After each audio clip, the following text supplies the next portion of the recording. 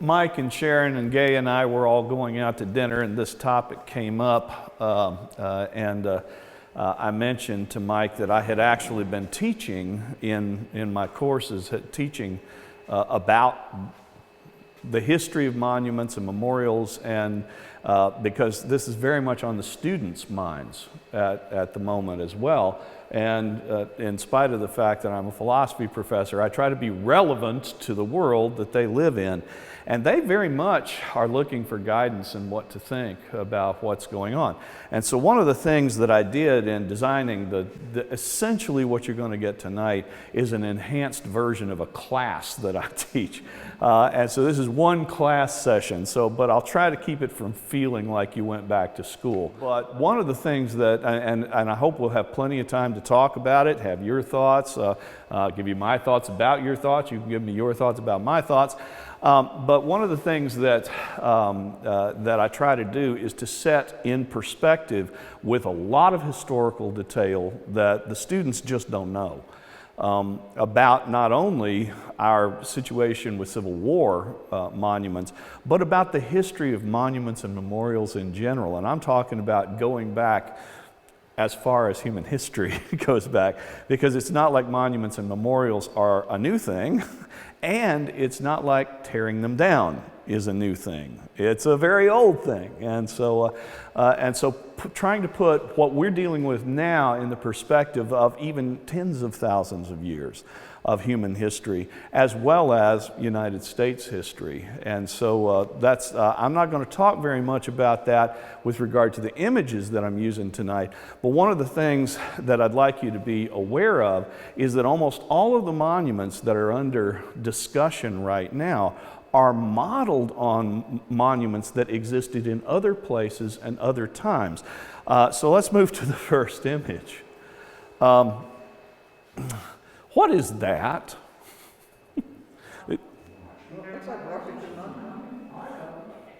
So, of course, it's the Washington Monument, but what is that? It's an Egyptian obelisk is what it is. And you know, you can find these things all over the world because everybody invaded Egypt at some time or another and carried some of these things back to their own countries. And so, you know, they're in the British Museum. These things are all over the world, the ones that were made by the actual Egyptians. However, I'm going to surprise you a little bit. That's not the Washington Monument. Anybody got another guess? Is it in Kentucky? It's in Kentucky. Jefferson, Davis? Yep. We saw that. I didn't even know it existed until I was driving down the Bluegrass Parkway, and it loomed from about 2 or 3 miles away, loomed over the horizon. It's like, what on earth is that? That is the Jefferson Davis. They call it a monument, and so I want to pause here to say that there's 2 uses of the word monument and 2 uses of the word memorial.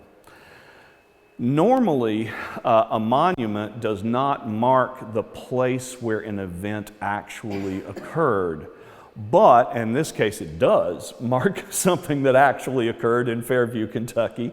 But the reason it's called a monument has to do with its size, and that's the second meaning of monument. Monumental size, as well as a monument that marks some place that something happened. Now, if it's a memorial, generally speaking, something is still there. And that's the difference, the main difference. That's a subtle difference. But if you've got a memorial, normally it means some kind of relics or some kind of something remains in the place. Now, we do use the word memorial loosely for when we want to remember something as well. So there's a second meaning of the word memorial that says we want to remember this. The first meaning is not only did something happen here, but something remains here. Now, I'm going to use the word memorial and the word monument differently. Monument is going to be independent of where events occurred, generally speaking, and memorial is going to be connected to where they occurred, and there's still some reason to set aside a piece of land. You could, in principle, put a monument anywhere. A memorial, generally speaking, ought to be put in the place where something happened. Now, we do use the words a little more loosely than that, but I do think that one thing that I would like you to think about is how much more clarity we could bring to this discussion that we're having publicly if we said a monument can be anywhere, a memorial is in the place where something actually happens or something remains. If we clarified that little piece of language, it could make a very big difference to the way. So, what about Robert E. Lee in Charlottesville, Virginia? Monument or memorial? Monument. He was never there, right? And so, but there are all kinds of cases, and I'm going to show you a few, where it's a little bit hard to tell whether you're dealing with a monument or you're dealing with a memorial. And so I'm going to use the words consistently that way. Monument could be anywhere but might be on the spot. A memorial has to be on the spot. Okay. All right, so some facts about this. Anybody tell me how tall is the Washington Monument? It's time for a history quiz, right? 555 feet. It's actually easy to remember because that's a nice number. But this one's 351 feet, and let me tell you, that is not a small monument. That is a big monument. They call it a monument. It's really a memorial because what happened in Fairview, Kentucky? That's where Jefferson Davis was born, right? Something happened here. Now, part of the reason that this particular memorial, I'm going to just keep calling it that even though it's called the monument, right? This particular memorial is not under a whole lot of fire right at the moment, and I think part of the reason is it's in the middle of nowhere. Nobody, I mean, I didn't know it existed at all until Carla was saying, I drove by, it's like, what on earth? Fairview, Kentucky doesn't have 10 people. And so, I mean, it literally is out in the middle of nowhere, and a lot of people don't know it exists. And I don't know what they would say if they did, because it's not in their face. They don't have to look at it. And the Kentuckians around there are disinclined to make any kind of an issue about it. He was born there. So if you ask people around there, and I did, if you ask people around there, it's like, what do you think about that monument? It's like, well, he was born there. And to them, that's just like, well, he's a pretty important person. What about his political views? And they go, whatever. And so it's not controversial, and nobody that I have read, I looked everywhere on the internet. I looked everywhere. Nobody's calling for the removal of this. Now, it's interesting to me that it was built 1917 to 1924. It took a while because it interrupted by unavailability of materials during the First World War. And it took a while for them to reform. The idea for this monument was born at a reunion of the Orphan Brigade. They called it the Orphan Brigade, but it was the 1st Kentucky Confederate regiment. I don't know why they call it a brigade, because a brigade's a lot bigger than a regiment, but in any case, they called it the Orphan Brigade. They were having a reunion in 1915. There was a Confederate general named Simon Buckner who was still alive at the time, and he suggested that the 1st Kentucky came from this area, and he suggested that they build a memorial to Jefferson Davis. People started raising money. Eventually they got enough money, enough materials. It wasn't easy to build this thing. It's interesting. There's some interesting facts about it. It is the 9th tallest monument in the world. Did you know that the first 5 are all in the United States? This is very interesting because you would think, I don't know if anybody's been to London and seen Lord Nelson's statue in Trafalgar Square or anything like that. We like big monuments. What's the tallest one in the United States? Can anyone? It's the Arch. It's the tallest monument, and so anyway, this of course makes us happy around here. It's like we've got the tallest monument in the world, and so anyway, it's the Arch. But this is the 5th tallest in the United States. The Washington Monument is the second tallest, by the way. And so the pyramids of Giza are just down there at 6th and 7th. And so you can look that up in the world. It is also, they added an elevator in 1929 so you can go to the observation point, to the observation room on the top of it. And it was renovated, and so here, this is going to be a theme tonight. This was renovated between 1999 and 2004, so quite recently. And they redid the park around it and shored up the building itself. It is the largest structure in the world of non-reinforced concrete. Tallest in the world of non-reinforced concrete. Nobody is talking about this, and I want to start there. I want to just start with a huge monument that I would think should be offensive to some people. And nobody's talking about this monument. And I do think that part of it is because nobody knows it's there, but part of it is that they don't have to see it. And so this is actually something to take home and begin to cogitate on. What you do and don't have to see can make a huge difference to your attitudes. It has nothing to do with knowledge, generally speaking. Knowledge about who put what where when. And so let's move on. Can anybody tell me what that is? Has anybody not heard of this? No, so you all know what this is. When I ask my kids, none of the kids at SIU knows what this is. And I like to show them this slide first because it looks like you might walk up to it. You might walk up to it and, feel of it. Yeah, and that's not going to happen, right? Why? Well, because you can barely see them, but those are men working on preserving this monument. And that's very recent, by the way, the preservation work. They're scaling down, and of course, this is on the largest granite outcropping in the world, which is in Georgia, and it's an amazing thing to see. And so whereas Mount Rushmore, which is significantly smaller than this, Mount Rushmore is carved out of limestone, this is in granite. This is going to last 3,000 years, unless, of course, we destroy it, which, by the way, there are a lot of people suggesting this needs to be taken down. So let me show you this. That's where it sits on the world's largest granite outcropping. This is Stone Mountain Park. It took them a while to make this thing. They started working on it in 1925. Augustus Lukeman began it. He was born in the South but raised in New York City.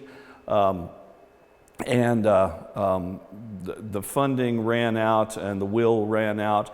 They had an initial go-round with the fellow who ended up carving Mount Rushmore.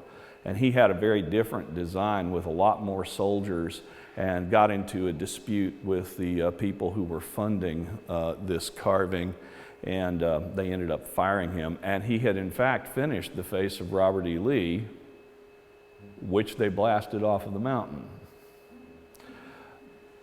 It's interesting, nobody was complaining about that because they decided for a simpler and a different design.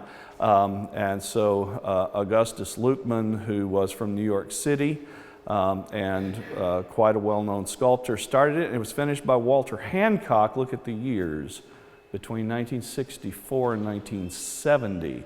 So this is a relatively recent completion. The workers I showed you were up there about 10 years ago. Walter Hancock was from St. Louis. So the person who carved this is from St. Louis. They opened it on April 14th, 1965. Does that date ring with anybody? It's the day Lincoln was assassinated. It's the 100th anniversary of the day Lincoln was assassinated. Do you suppose there was a message there? The park had actually been in use for 2 or 3 years, but they set the official opening for the 100th anniversary of Lincoln's assassination. I think that that could be a sort of a message. And I'm not sure that I like the message that it sends. Because they could have done it any other day. And that's the day they chose. I do believe that that was intended to insult some people.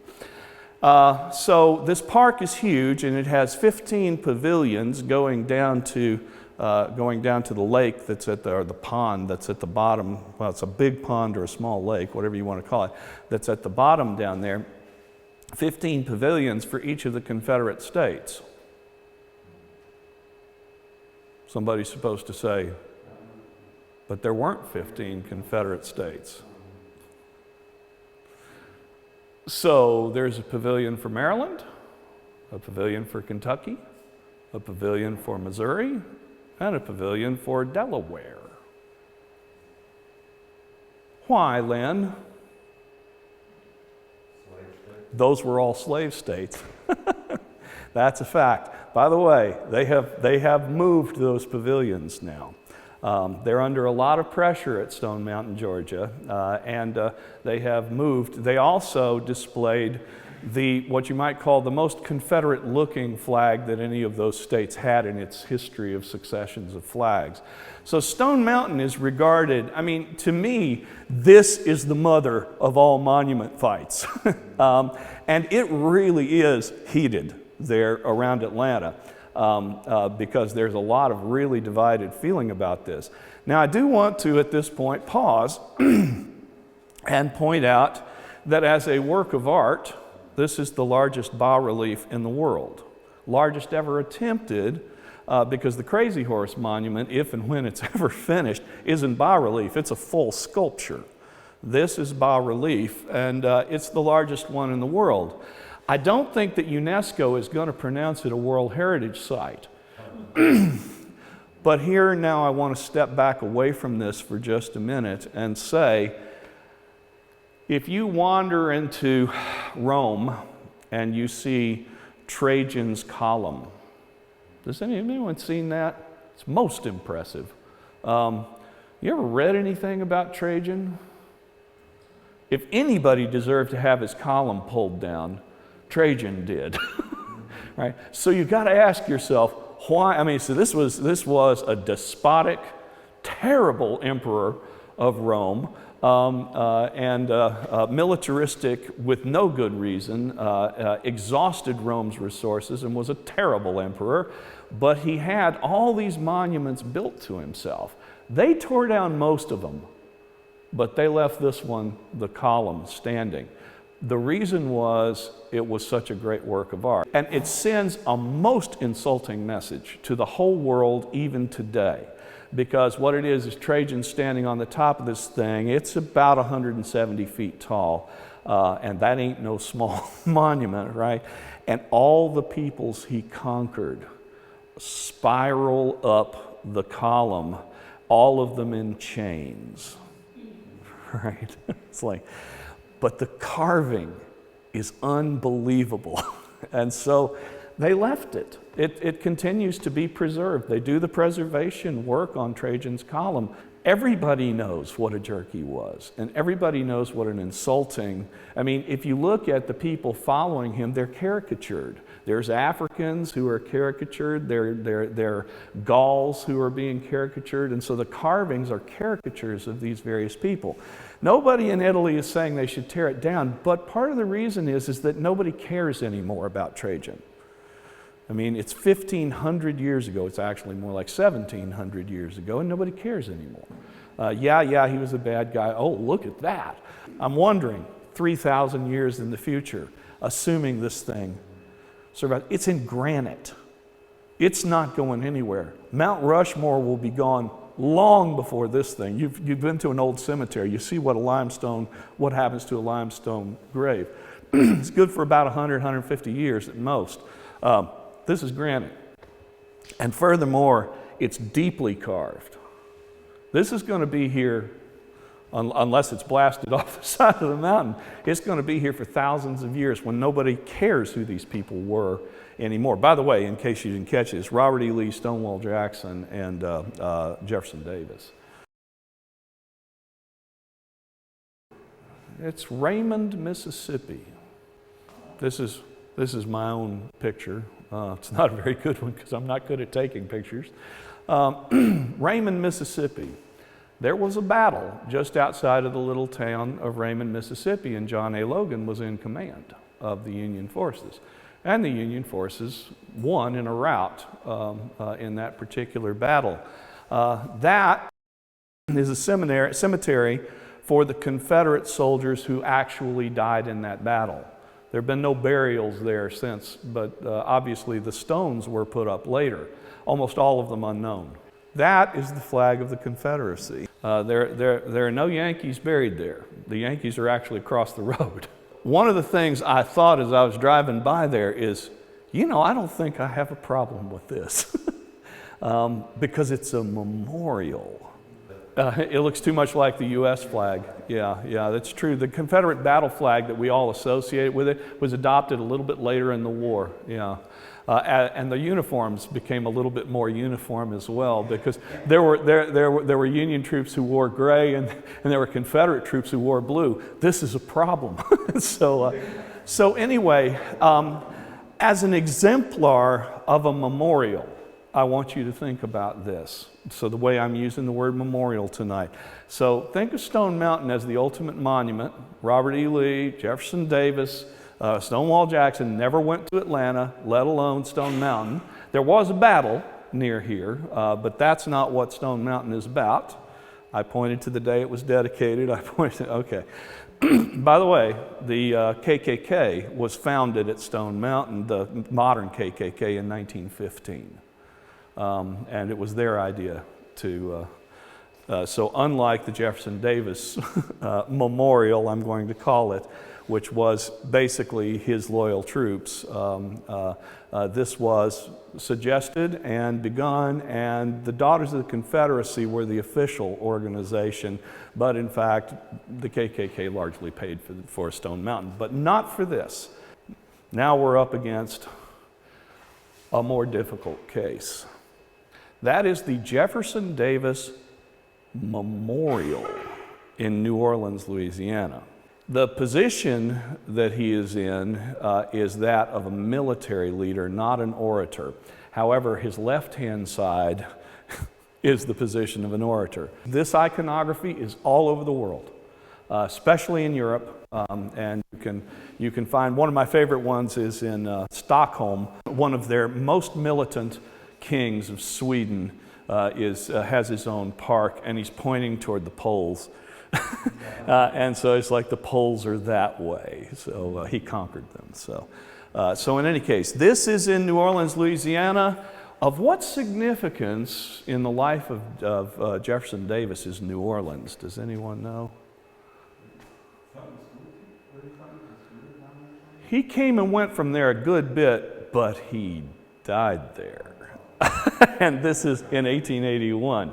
And so that's the reason I call it a memorial, and they also call it a memorial. This is a memorial to his death. He's not buried there. He's buried close to Biloxi, where his home is still a great big, well, it's a resort, basically, that you can rent out as a convention, but it's also the Jefferson Davis papers are held there.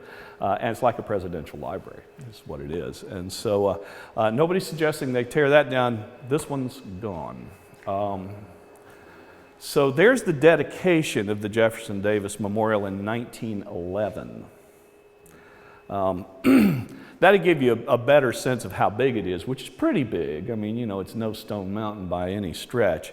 But you can see what the flag is in the background, right?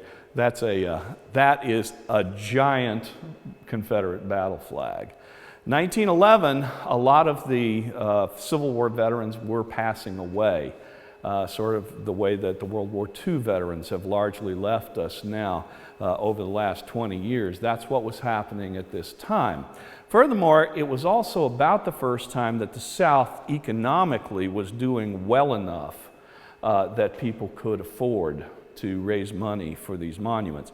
Vast majority of monuments that were erected in memory of or as monuments of the Southern cause were put up between 1890 and 1920, because that's essentially the first time the South had the money to do it. I'm sure they would have done it sooner. You might be asking yourself, why was this allowed? I want to talk a little bit about that in the future of this. I mean, just in a few minutes here. So, as you can see, before it was taken down, it had come under critique, and so someone painted slave owner on it. I remember seeing this monument when it still existed. I want you to pay particular attention to the lower part of the pedestal. It's a bronze, and it's a very fine work of art, and it still exists. It has been removed to private ground. So they took it off of, that's the pedestal.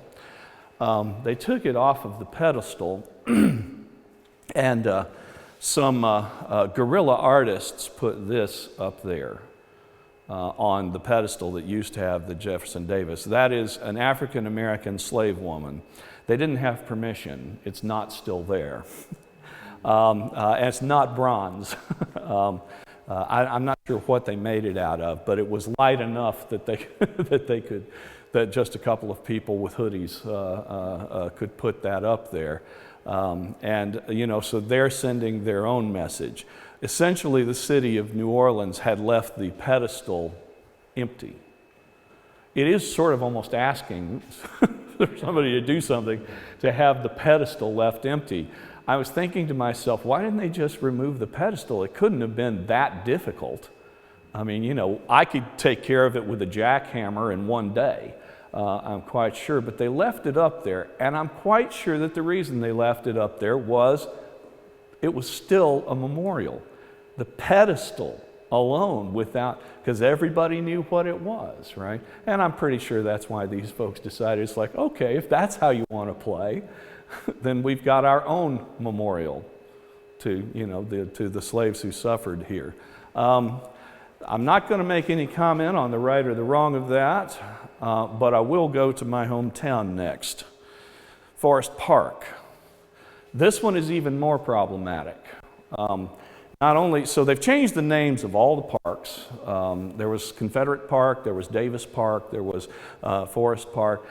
All of those have been changed, and they removed the guns because there were Confederate guns mounted on the bluff over the river where they had been. So they've removed the guns, and I don't even remember what they call the parks now, the individual names. I think this one is now called Medical Center Park because it's right next to the University of Tennessee Med School.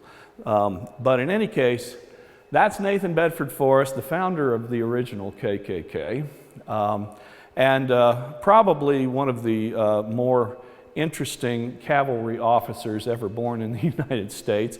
He has a history of military exploit that is pretty hard to question in terms of his bravery and his prowess as a fighter. He was also a slave trader. That's what he did for a living. Right? He was about as virulent a racist as a human being could possibly be. And sometimes I wonder if the kind of courage that he showed in battle wasn't related to his general hatred of humanity. He was a nasty fella, but a very good cavalry general. The problem with this is that he's buried there. He's under that. It's a memorial, it's not a monument. It's just an unusually large memorial made of bronze, right? It is interesting because it does not follow the standard iconography. Because if it did, the horse would have one hoof up.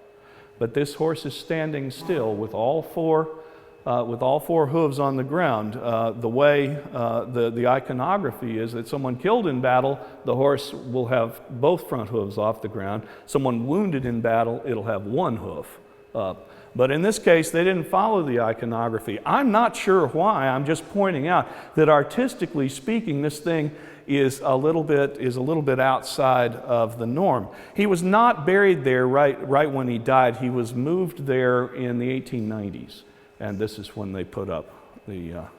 So in Memphis, this was a heck of a fight. Here's a BLM demonstration in front of the Forest Memorial.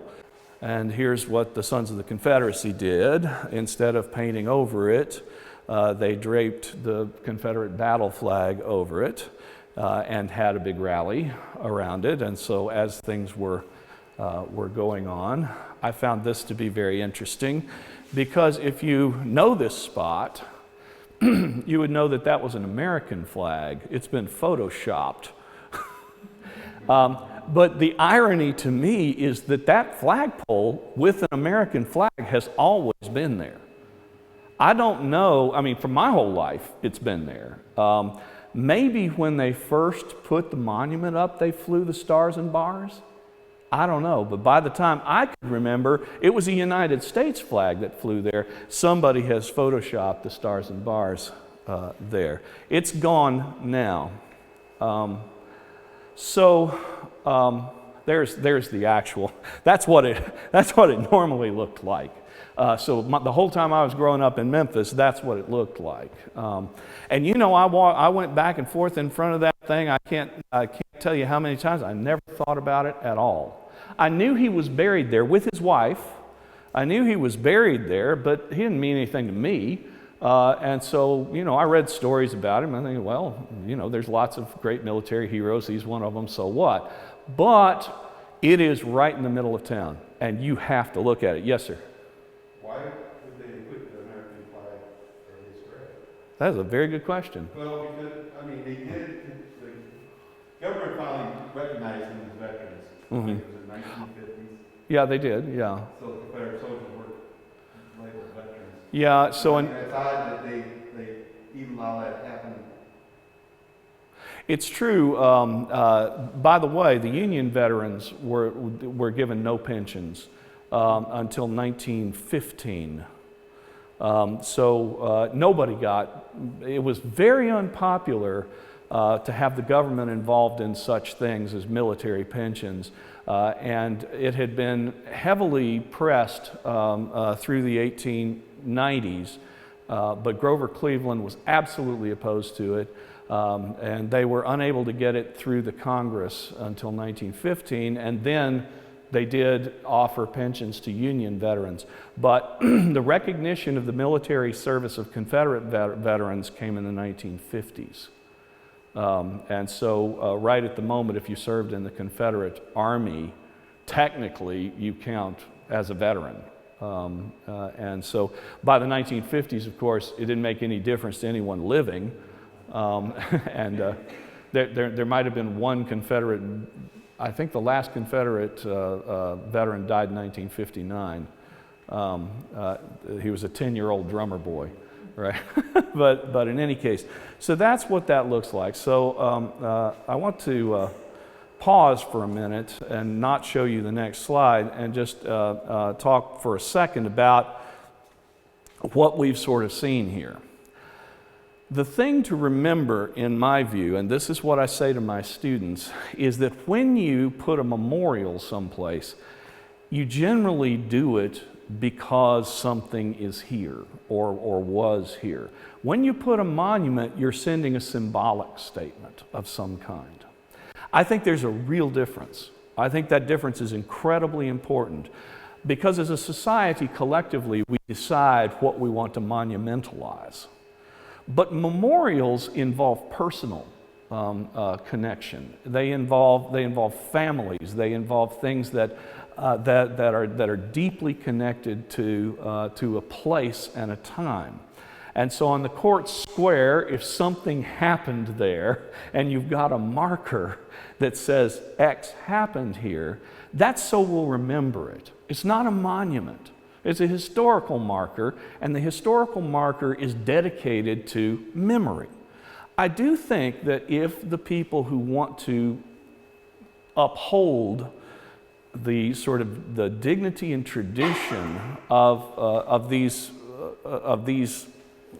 things that we've got in our midst. If they would make this distinction between a memorial and a monument, we would be having a very different conversation. Because where a memorial is, the question is how should we remember it, not whether we should remember it. Obviously, we should. We put memorials all over the place. I mean, every town has its necropolis, has its cemetery. And that cemetery is populated with people we ought to remember. There's a reason that it's illegal to desecrate a cemetery. It's because we all understand that we're involved in and connected to the folks who are memorialized there. Now, some of those memorials may be so large that we're tempted to call them monuments, but I want to resist that. I want to say, so even the monument companies where it says, Richardson Monuments or something, I want to go there to those places and say, call them memorials, please, so that we can have the word monument for something that we have a public discussion about and decide we want to monumentalize, that it's so important to us symbolically that we create large symbols for all of us to experience and to look at. I do think that if you were to divide the monuments from the memorials, that you would that we could have a calm discussion about how to remember on the one hand and how to symbolize on the other hand. Because some people are hurt by or offended by the symbol, and some people are offended by the attack on the symbol. And that is one conversation. Some people are worried about remembering things, and they're worried that oblivion will overtake what should be memory, right? And so they don't think we should forget. And that is a conversation about how to remember what happened here, right? Yes? How accurately is he remembered? Well, he's, so I'm going to change from Nathan Bedford Forrest for a second and say, here, everybody in this room knows that Thomas Jefferson has had good days and bad days when it comes to how we remember him, right? Nobody can deny the importance of this guy, right? And for a while, his stock will be very high. And then he'll fall into disrepute again, and then his stock will rise again. This has happened to Thomas Jefferson throughout the 19th century. He was a controversial person in his lifetime. He had people who hated him beyond belief. And toward the end of the century, of the 19th century, his stock began to rise again, and people were remembering Jefferson fondly and studying him and all of that. And that's when he ended up on our nickel and on our $2 bill. And so Jefferson sort of went through a renaissance for a while. And then came Sally Hemings, right? And then all of a sudden Jefferson's stock went back down. And it may go up again. So Nathan Bedford Forrest's stock is not going to come back. Jefferson's might, but his won't. So was he fondly remembered? Was he remembered with respect? He was. But I do think that the judgment of history is against him in a way it's not against Jefferson. Jefferson will be back. He did too much good stuff. This guy didn't do any good stuff. He was just a very, very able soldier. So is there any kind of story or legend or anything on that memorial about him, or does it just tell who it is? Actually, it's a gravestone. It doesn't say anything about him. So just below this are the two gravestones of him and his wife, and that's it. It just says Nathan Bedford Forrest. So there's not a lot of information here. It actually is a gravestone. It's just he's the only one buried in this park. He's still buried there, by the way, with his wife. They weren't willing, and the pedestal's still there too. I don't know if anybody's tried to put anything up there. I didn't hear anything about that if they did, but he is still buried there. Yes, sir. Unless the cemetery's got regulations and stuff, if the family had something to do with it, like you said, that's a grave. Mm-hmm. That's a gravestone. Mm-hmm. People can design whatever they want on their gravestone. Yeah. The family owns the grave. That's another sacred place to them, Yeah. even though it memorializes the flag and made a memorial. Yeah. That's still a grave site. That's different than a. Well, they took down the statue, but they left the pedestal, and it does still say Nathan Bedford Forrest right there, and the two graves are there. They have a fence around it right now to keep people from desecrating it. But it is a grave, and so it is desecration that we're talking about. It isn't just vandalism, it's desecration. And so, you know, it's so funny. This is why the distinction between memorial and grave a memorial and monument is so important. You can't really desecrate a monument. You can desecrate a memorial. And so anyway, they've got a fence around it right now. Part of it is that the community just can't agree on what to do. All right, so I'm moving into the final phase here.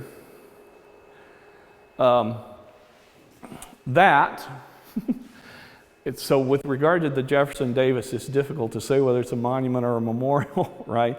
But the time period that it went up in and the way it went up affects this. So as people do their historical research, they see the dedication of the Jefferson Memorial in New Orleans, and it's pretty clear what message is being sent. And so is it a symbol? Is it a memorial? Well, he's not still there. He did die there. Did he die on that spot? No. He didn't die on that spot. Is he buried there? No.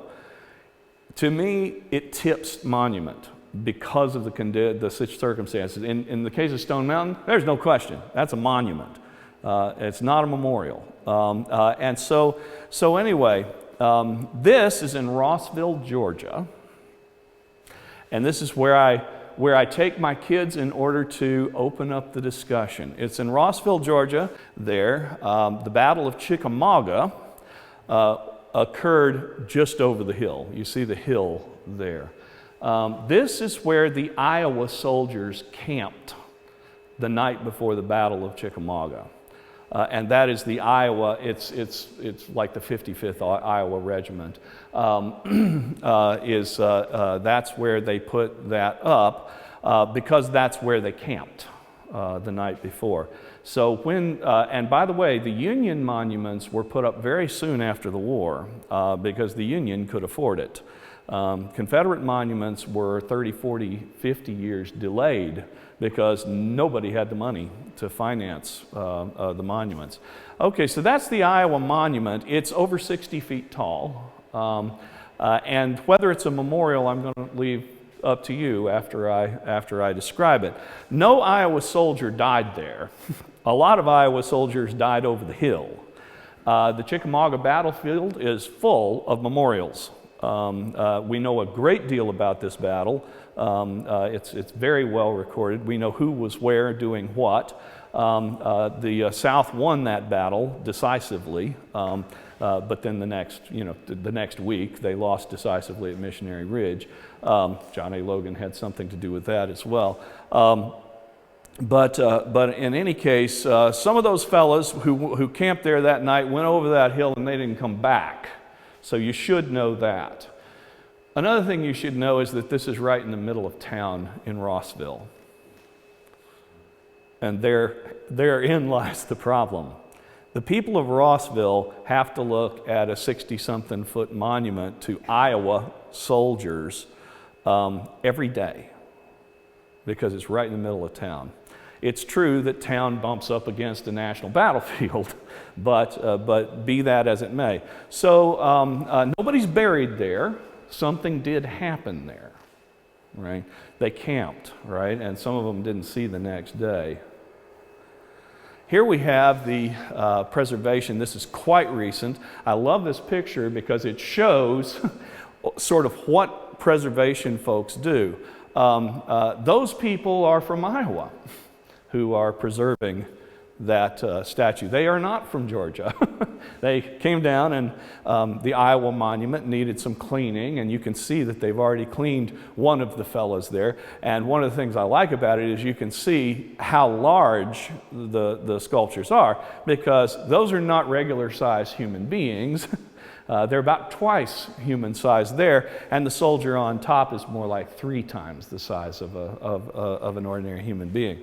But the restoration of this monument took quite a bit of money and quite a bit of time, and the folks from Iowa paid for it. I believe it was one of the Sons of the Union Veterans groups that did that, and possibly the one that memorializes the very regiment, but they probably raised the money and of course sent down the folks who do this kind of work. It has to be done very carefully if a monument is made out of a kind of stone that can be damaged in cleaning. This one is, because this is a limestone monument. All right, so there they are cleaning it. What did the people of Rossville do? They were in charge of zoning. So they couldn't tear it down. So they zoned right up to it, commercial. Put a BP station, it was a Gulf station for a long time, put a Gulf station right next to it. It tends to take away from what you might call the gravitas of the situation, the solemnity. It is very noisy there, and they didn't deface it at any point that I have been able to find out. I asked, because when I saw that in the middle of Rossville, I thought, well, I wonder how these people feel about that. Because it's the biggest thing in town. It's certainly the tallest thing in town. It's not a big town by any stretch. But I was thinking to myself, city council meetings going on over, town council meetings going on over the course of 100 years, all of them probably grumbling. It's like, they put that thing right in the middle of our town, and there's nothing we can do about it. Yes? Did you drive on up Missionary Ridge from there? Did I say Missionary Ridge? I think I misnamed the battle earlier when I said that. No, I did. How they have Yeah. the position, it's in people's front yards. Yeah, Monuments in front yards and cannons. So this is my last slide, but I'm going to end with a story, which is I go around to battlefields a lot, and I read the histories because I'm very curious about things. And I guess it was 4 years ago, I was at Cold Harbor. Now, if you're in that part, so this is just outside of Richmond, Virginia. If you're in that part of the country, there's about 17 battles within walking distance of one another. They kept fighting back and forth and back and forth. Cold Harbor was toward the end of the wars. It was directly before the siege of Richmond in 1864, and it included the deadliest 15 minutes in human history up to Hiroshima. And almost all of those casualties were Union casualties. There was a terribly miscalculated charge, and pretty much everybody died. And so Cold Harbor was a terrible Union loss. So I was there, and I like to survey battlefields. I like to walk the battlefield. I like to try to understand what happened and who moved where. And I had done that. I did my research. I did my reading. I had driven the battlefield, and then I walked the parts of it that I felt like I needed to walk. And then I went to the Visitors Center, which is very small. This is not a national battlefield. I didn't realize that. It's privately preserved, insofar as it's preserved at all. I went into the Visitors Center and I asked the guy back there, I pointed down the road, and I said, isn't that part of the battlefield down there where they just built those new apartments? Half the battlefield is covered with apartments that were built in the last 15 years, 20 years. And he said, yeah, that's part of the battlefield. And I said, why are they building apartments on the battlefield? And he said, nobody wants to preserve Southern victories. There's no money for that. He said the piece of it that we've got here is privately held, and the state of Virginia gives us some money, and it's subject to going back into, it could be sold in principle. I'm glad you say that, because Chickamauga was one of the first battlefields they started preserving. Mm-hmm. And then Southern victory. Yeah, I'm not sure, but I think this guy was he was really thinking about the war in Virginia, I think. Another thing I was thinking about is there's so many battlefields in Virginia that at some point you just say, well, you can't preserve the whole state as a battlefield. And so in any case, that led me to thinking about the economic disparity that really settles into. So my wife's Girl Scout troop raised the money for a Kentucky monument, both sides, both Union, at Shiloh. This was in the 1960s. There was no Kentucky monument at Shiloh, even though there were tons of Kentucky soldiers there. And so it's a small monument, and she went to the dedication and everything. It's one of her childhood memories. But when she told me that, I guess I was in my early 20s, she told me that, and I said, that's impossible. No Kentucky monument at Shiloh? And she said, nah, never had the money to get it built. It wasn't a priority. I think in the legislature they didn't want to have the argument as to how they were going to memorialize. It's like, are you going to put the Kentucky monument where the Union troops were, or are you going to put the Kentucky monument where the Southern troops were? And you could see it would have been a very difficult discussion. But these battlefields, it really tests the case of memorial versus monument. Because something happened there. Very often there are remains. There's still battlefield burials, and they'll put cemeteries on there. And so this led me to think. The United States Civil War is unique in human history as far as I have been able to find, because I do believe it's the only war in which the losing side was allowed to have veterans organizations and to meet for reunions and clubs, to form clubs. And as a matter of fact, the Sons of the Confederacy and the various Confederate veterans organizations became powerful political units after the war, just as the GAR did. It was the most important political force in Northern politics after the war. And so one of the things I was thinking is, I remember that the Romans were really good at making peace after a war. But their civil wars, they handled about like we handled ours, which is they found a way to make peace within the families, the patrician families. When they went to war, they realized that the entire empire depended on their finding a way to make peace. And that meant allowing people to remember all sides of the conflicts.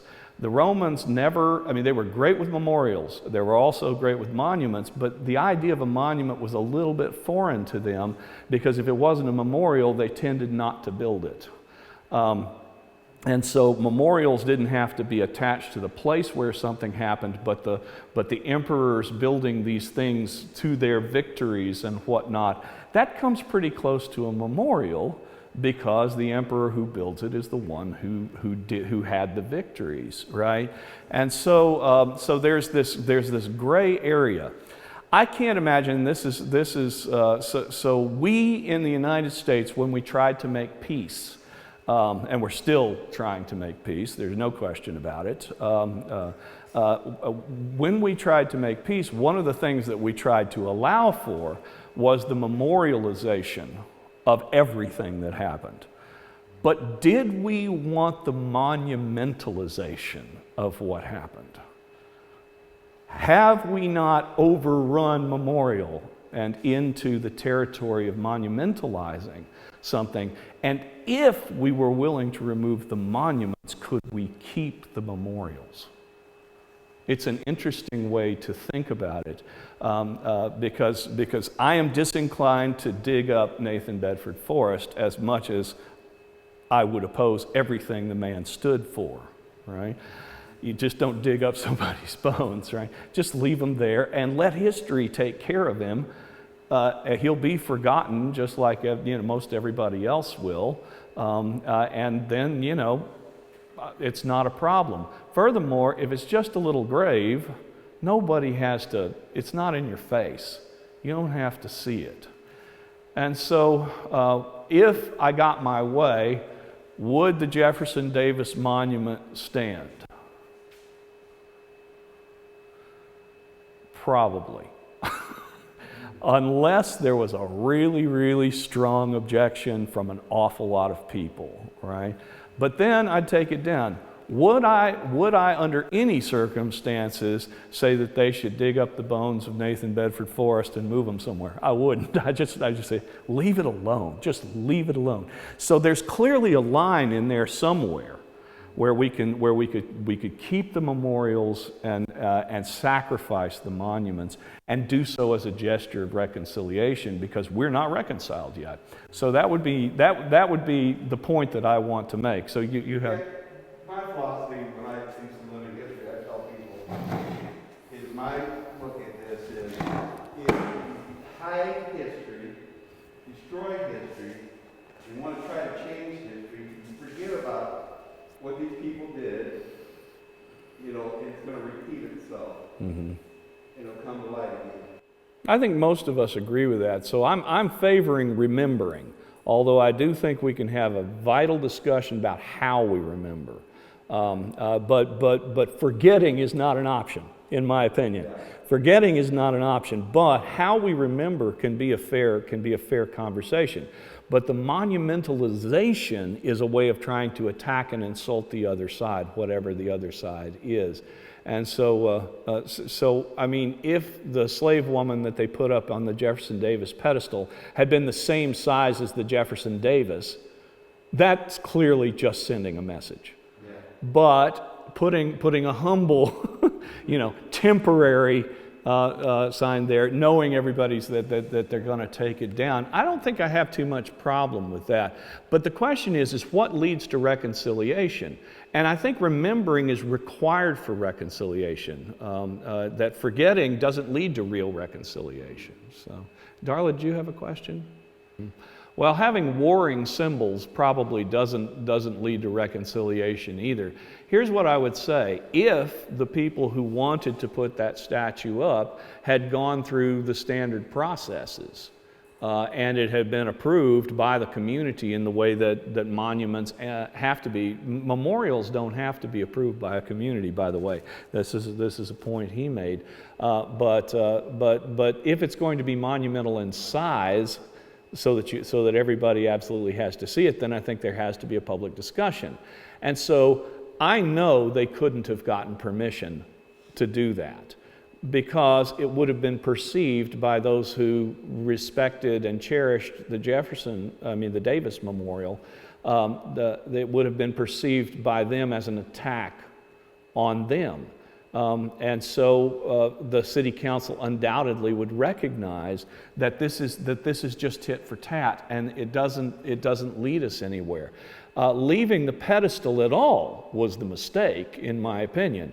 They needed to take the pedestal down. But in the case of Nathan Bedford Forrest, I don't think so, because it looks like an ordinary gravestone. It really does. It's not. I mean, it just happens to have a gigantic horseman on top of it before, but now it looks like a gravestone, and not so different from the more elaborate ones you'd see in any cemetery. So, I mean, you go to the Carbondale Cemetery, there's some pretty big stuff there, and so I don't have any problem with the family memorializing their hero, and he certainly is a hero to them in spite of his faults, et cetera, et cetera. And so the question is when we remember, how do we remember in such a way, Darla, that it actually leads to reconciliation into a common future? And I do think we have to have a common past in order to have a common future, and that means remembering everything. It means you don't whitewash any of it. You tell the whole story, which, by the way, at Stone Mountain they've done that now. There's the whole history of the KKK and everything that's there as a part of their visitor center, so that everybody understands what happened at Stone Mountain that led to the monumentalization. I do have to say that Stone Mountain is got to be the paradigm case, because as a human achievement, as a work of art, it stands with some of the greater human achievements and works of art in human history. And I'm going, oh man, isn't there something we could do here? I mean, you know, there's another face to the mountain, and so here's your suggestion. Here we got a situation where to destroy this is to destroy a great human achievement in art, in sculpture. And so I guess maybe my question would be, all right, in this one instance, let's talk about the other side of the mountain and see what we might do to at least bring some balance to the situation. And so either a comparable or even a more spectacular work of art on the other side. I visited the state capitol in South Carolina, in Columbia, South Carolina. As you guys are aware, they used to fly the Confederate flag at the Capitol in South Carolina, and eventually they were persuaded to cease doing that. And in fact, a plaza was built at the Capitol that essentially memorializes the history of slavery and particularly the suffering of the slaves. There's some excellent art, sculptures and whatnot, and the whole story is told in this plaza on the grounds of the state capitol. That seems to me to be remembering. That to me, that's the right thing to do. Flying the Confederate battle flag at the state capitol is a way of doing this, whereas creating that plaza, there were already plenty of Confederate monuments at the state capitol in South Carolina. I don't know whether they've taken any of those down because it's been a few years since I've been there, but I would say it's a discussion that the people of South Carolina have to have. I mean, look how long it took for the flag of Mississippi to change back. Well, their new flag is kind of interesting. So they didn't really change back to what they had before they put the stars and bars on the flag. But an awful lot of those changes in flags happened in the 1950s and as a response to the civil rights movement. And so, for instance, when Georgia changed its flag to put the stars and bars on there, that was 1956. And when they changed it back, they just went back to the colonial flag that Georgia always had that they kept when they became a state. Yeah. Uh-huh. Yeah, I just want to make a point. We've been talking about mostly the monuments and memorials to Confederates. Mm-hmm. They're not the only ones being attacked. Mm-hmm. There's Haig, who was in Madison, Wisconsin, at their Capitol building. Yeah. They tore that statue down. Mm-hmm. He was diehard against slavery and everything. Mm-hmm. He was killed in the battlefield. I think it was Chickamauga, if I'm not mistaken. Mm-hmm. They tore that memorial down and stuff. They didn't even realize what they were tearing down. Mm-hmm. Finally, they're getting that in place. Finally, but the Sons of Union veterans are taking care of getting that. Yeah. Well, acting in passion on these things is never the right way to do it. I mean, I do understand that, you know, when Saddam Hussein was overthrown and the people go out in the street and pull down the statues, and the same thing when, you know, communism ended, they pulled down the Stalin and the Lenin statues in Russia. And I understand that for a brief period of time, expressions of passion of this kind, but calculated, you know, attacks on the Columbus statue in Chicago, calculated attacks. This is not the way forward. If you have sufficient support for your lobby to remove something, then you take it through the channels that are provided.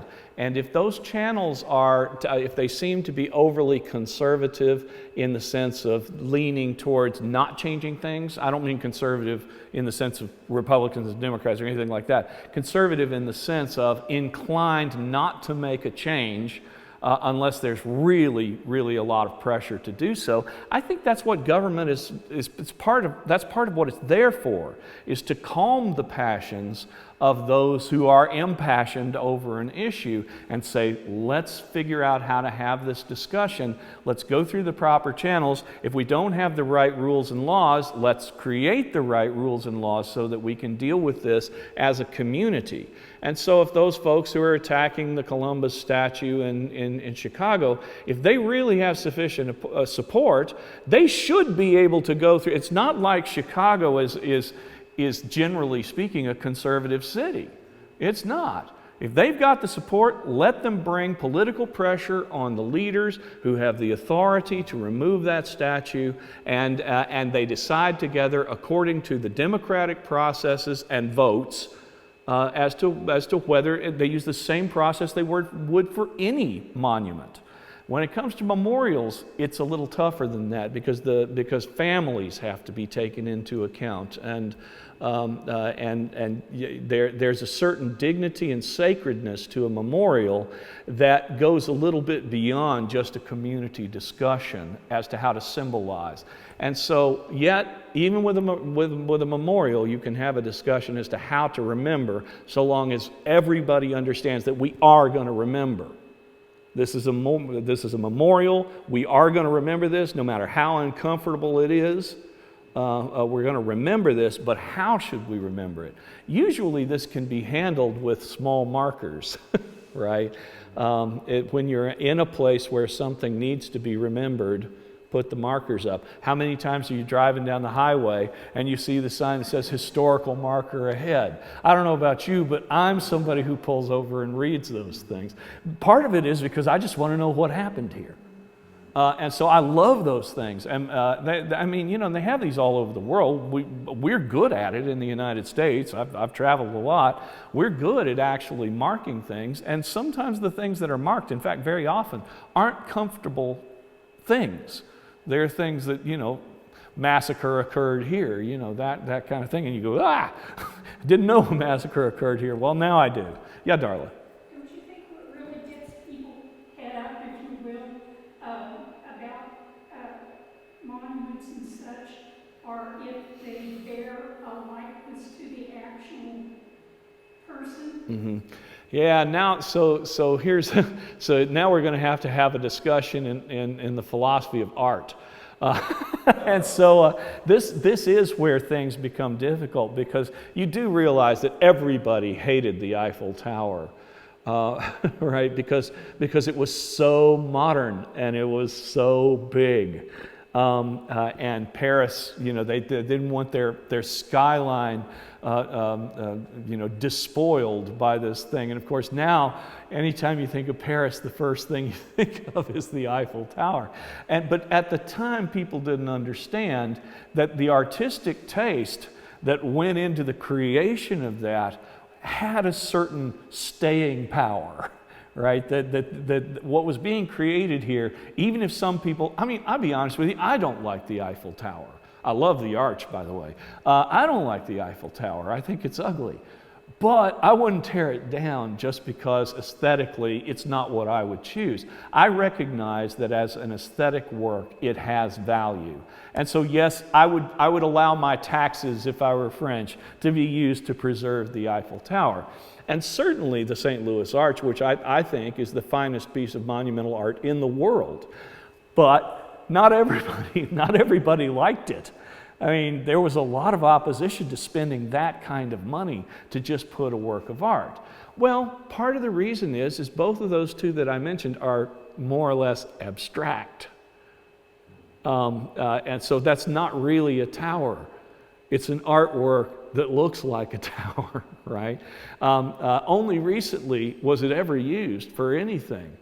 Now there are cell repeaters on top, but it was never used for anything until quite recently. And now they discovered it's one of the more useful things they have in Paris, because they forbid the building of tall buildings. There's one other tall building in Paris at Montmartre. Other than that, there are no tall buildings in Paris, but it's really handy because from the top of the Eiffel Tower you can get cell reception from anywhere, and so it's like, and it doesn't ruin the look of it, because they can put small, those small dishes up there, and they're in the very top and they're concealed. So anyway, as a piece of iron, is this good art? I don't know. Is it useful? Not until recently.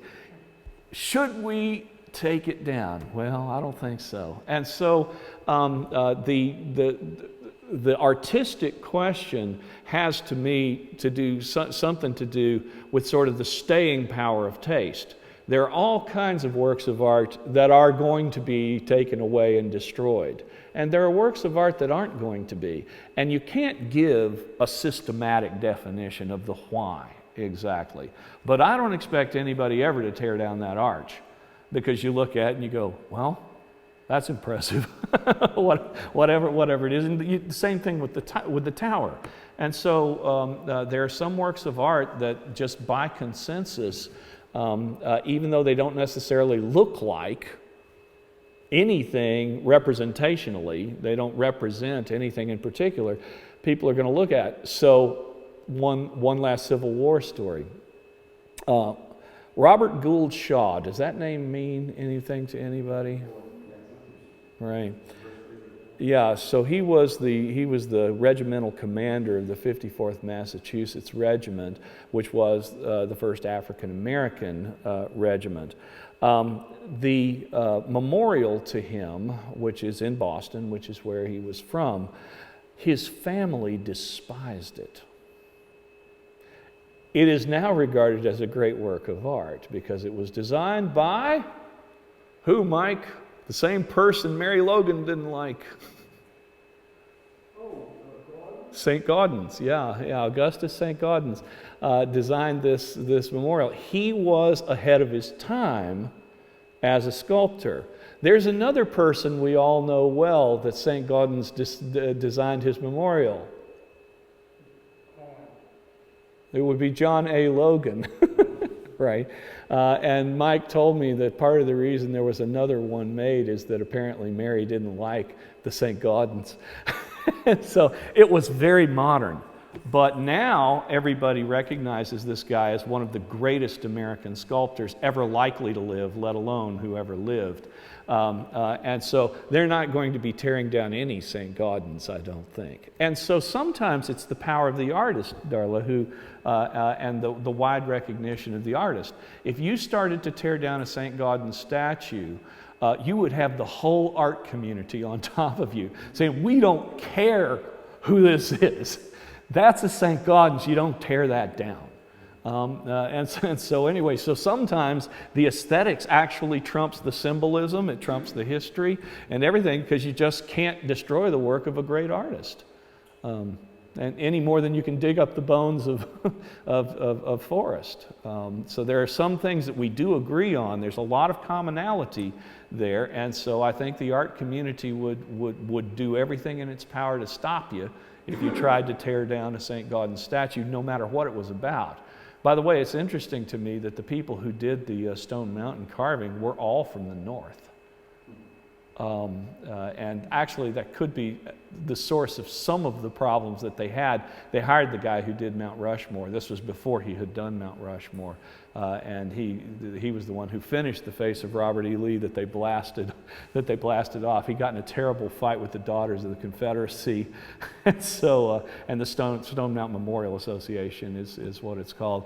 And so anyway, maybe it was because he was a Northerner and he had his ideas of how this should be done. But in any case, the guy who finished it is from St. Louis. Is St. Louis a northern town or a southern town? Yeah, there you go. Yeah. Too far south to be north and too far north to be south. Yeah. Well, but then there's Grant's Farm right outside, right? So anyway, by the way, it always struck me as ironic that Illinois claims Grant. Ohio can legitimately claim him, and Missouri can legitimately claim him, but isn't all that interested in doing so. And so I think he fell to us because Missouri didn't want him at the time. But anyway, so I want to thank everybody for your questions and for coming. I've certainly had fun, and I'm happy to remain for a while and talk about these issues with anybody who wants to talk. I'll put my mask on for that. So.